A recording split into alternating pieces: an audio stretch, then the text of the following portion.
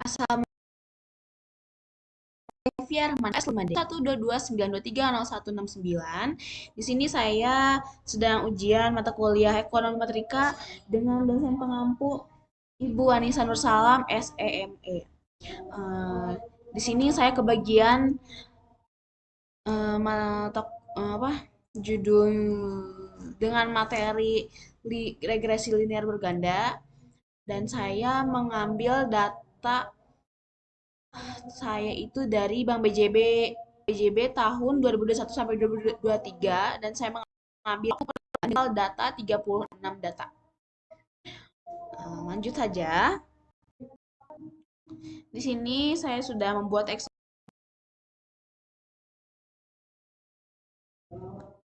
Anda ke Ivius. Dikarenakan saya itu bukan anual, maka saya membuat new untuk diimport seperti biasanya ya teman-teman. Seperti import form file itu saya tidak bisa teman-teman. Jadi kita pakai new work file. Oke, tunggu ya. Nah, di sini ada frekuensi kita ganti dengan monthly karena kita kan per bulan ya. Langsung dari 2021 hingga 2023, end date-nya itu 2023. Langsung oke. Nah, di sini kita langsung quick teman-teman. Langsung quick, langsung kita empty group edit series. Nah, di sini sudah lihat 2021 itu sampai 12. Betul ya teman-teman, cek dulu takutnya kita salah. Nah, habis dari sini kita kembali ke Excel untuk mengcopy nilai datanya dari X1 hingga Y.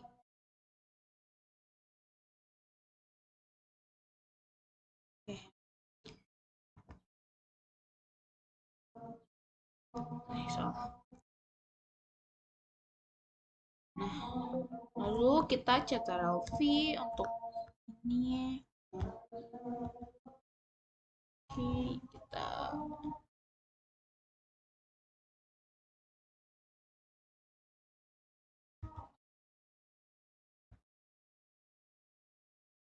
ini tuh seharusnya ada di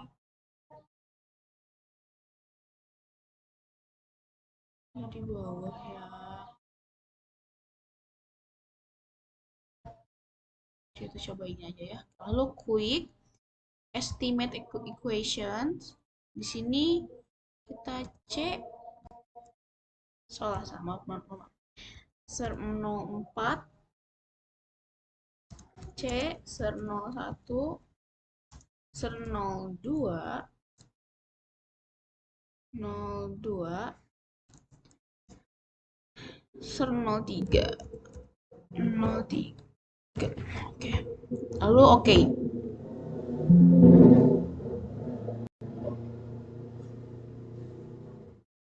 Oh, salah. Mohon maaf ini ya salah tipe. Ser 02.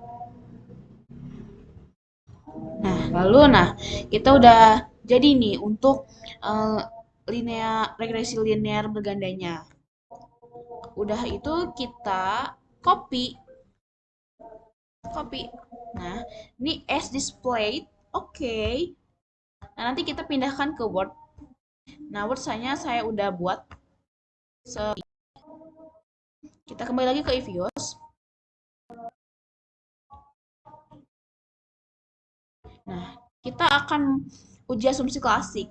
Uji asumsi klasik kita itu ada 3, ada 4 ya. Lupa. Uji asumsi klasik. Yang pertama kita uji normalitas. View, residual diagnostik, lalu histogram normality test. Nah, setelah ini kita itu sudah jadi. Kita ini langsung saja screenshot layar dikarenakan tidak bisa di copy, kita screenshot layar. Nah, lalu pindahkan ke Word.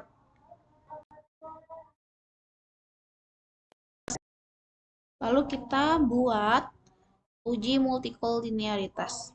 Uji multikolinearitas kita view real correlation. Oh, salah. Lupa.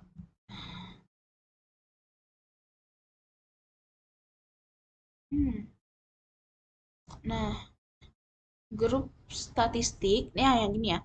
Quick grup statistik, book correlations. Dan di sini kita simpan di sininya 01. Ini seharusnya itu kita ubah nama variabelnya 1x23 untuk battery name-nya di bawah gitu ya. Yang bekas. Nah, ini blok kita copy. Lalu oke, X linear tuh sudah cukup, sudah selesai. Lalu kita ke uji heteroskedastisitas residual. Heteroskedastisitas itu yang paling atas. Lalu oke, dua. Jadi kita bloknya dulu ya. Blok. Udah gitu kita Ctrl C untuk mengcopy. Nah, setelah itu kita masukkan ke Word-nya ya. Ini udah ya untuk uji hestero. Lalu kita estimate dulu ya. Nah, dan yang terakhir adalah kita untuk uji autokorelasi. Nah, kita view serial correlation LM test. Oke. Nah, kita dapat ini yang paling atasnya. Kita ngambil paling atas, lalu copy dan pindahkan ke Word. Setelah itu beres untuk uji asumsi klasik. Jadi kita interpretasi ke Word ya. Kita interpretasi mulai dari regresi linear berganda yang terlebih dahulu. Di sini X1-nya itu adalah liabilitas kepada bank lain, X2-nya itu surat berharga yang diterbitkan, X3 liabilitas lainnya, dan dia yaitu total aset. Analisis hasil uji T atau uji hipotesis pada variabel X1 didapatkan oleh memiliki nilai T statistik sebesar 2, 2, 5, 6, 7, 7, 8. Nah, ini X1.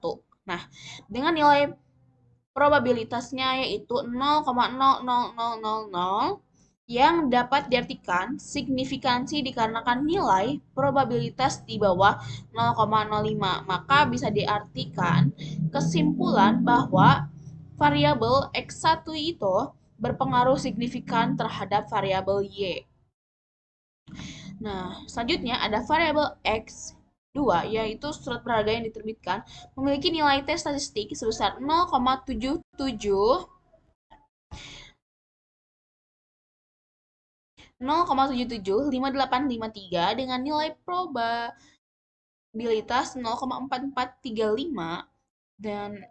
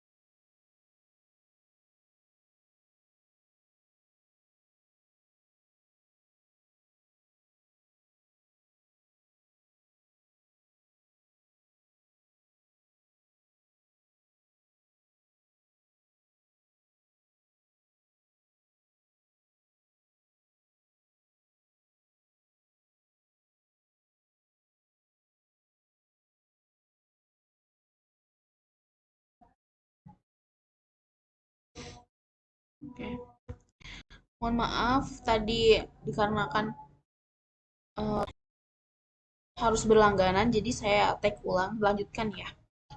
Dikarenakan nilai probabilitasnya 0,4435 di atas 0,05, dapat diartikan bahwa variabel X2 tidak berpengaruh atau variabel surat berharga yang diterbitkan tidak berpengaruh signifikan terhadap variabel total aset.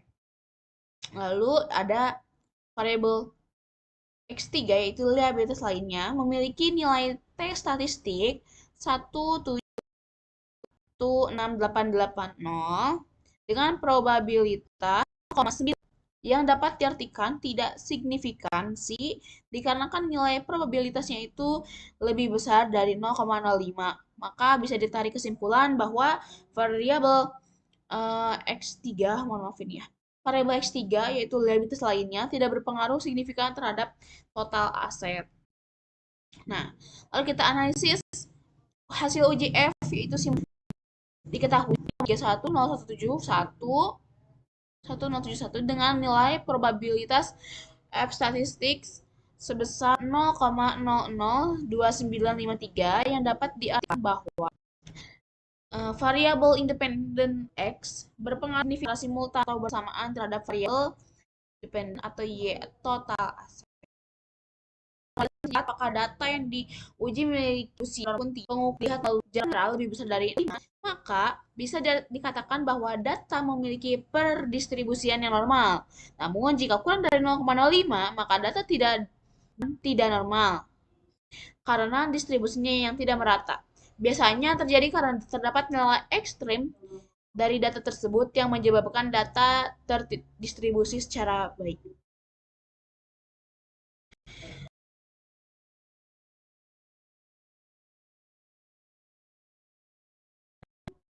Kita lihat di Jarkuberanya senilai 0,732. Pengujian normalitas yang dilakukan terkait saya analisis didapatkan nilai Jarkubera sebesar 0,787. Normalitas itu 0,05, maka dapat diartikan bahwasanya dalam uji normalitas data yang saya miliki terdistribusi secara baik. Tidak banyak terdapat nilai ekstrim pada data.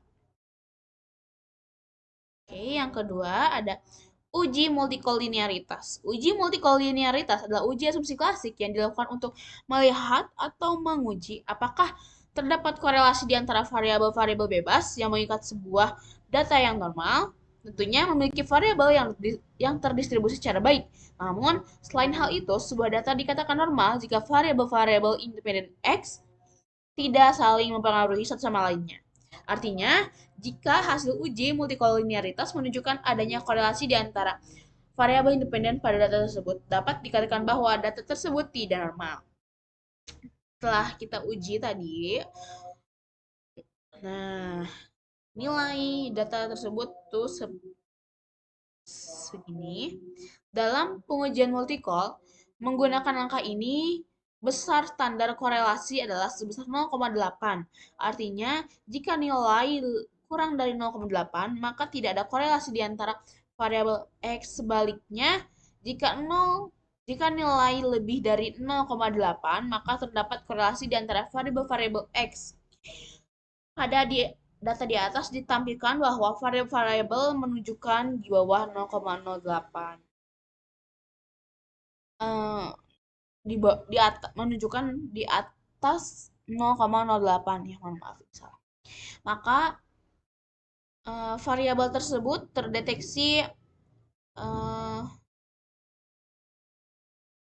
terdeteksi jika maka tidak ada korelasi antara variabel. Maka terdeteksi multikolinearitas ya. Maka terdapat korelasi di antara variabel-variabel X-nya gitu ya. Lalu elastisitas yang telah kita buat di views tadi, bagaimana isinya itu jika nilai pro chi square ada di atas 0,05, maka data dapat dikatakan lolos dari uji heteroskedastisitas. Terlihat dari pengujian yang dilakukan bahwasannya probabilitas chi-square memiliki nilai 0,5028. Hal ini tersebut menjadi bukti bahwa data analisis lolos dari uji heteros dikarenakan nilai penguji sebesar 0,5028 lebih besar dari 0,05 yang menjadi standar penentuan heteros. Jadi lolos ya teman-teman. Nah, yang terakhir adalah uji autokorelasi. Ini uji asumsi klasik yang terakhir. Bagaimana probabilitas chi-square itu datanya harus di atas 0,05.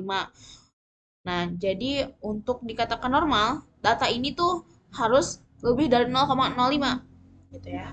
Dikarenakan probabilitas chi-square-nya itu 0,0002 di bawah dari lebih kecil dari 0,05,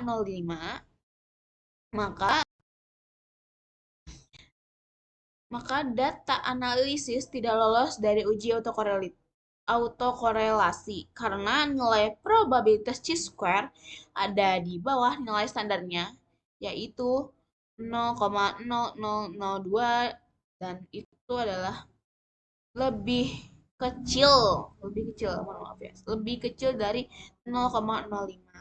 Dan dapat disimpulkan bahwasanya terjadi korelasi dalam data analisis yang dilakukan.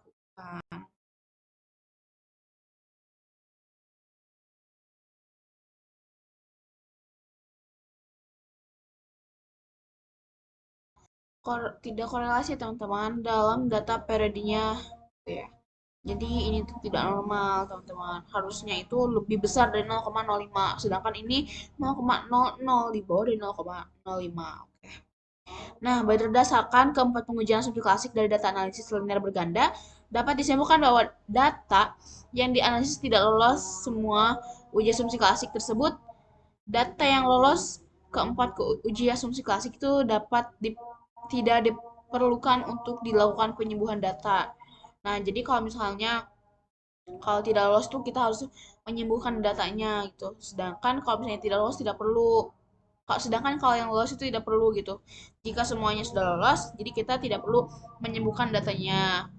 Nah, karena kan dikatakan normal secara pendistribusian, hubungan di antara variabel X, varian, dan residual dari data dikatakan normal, serta tidak terdapat hubungan di antara periode-periode datanya dan sebaliknya. Oke. Sekian dari saya. Mohon maaf banyak kesalahan dikarenakan saya masih belajar. Terima kasih.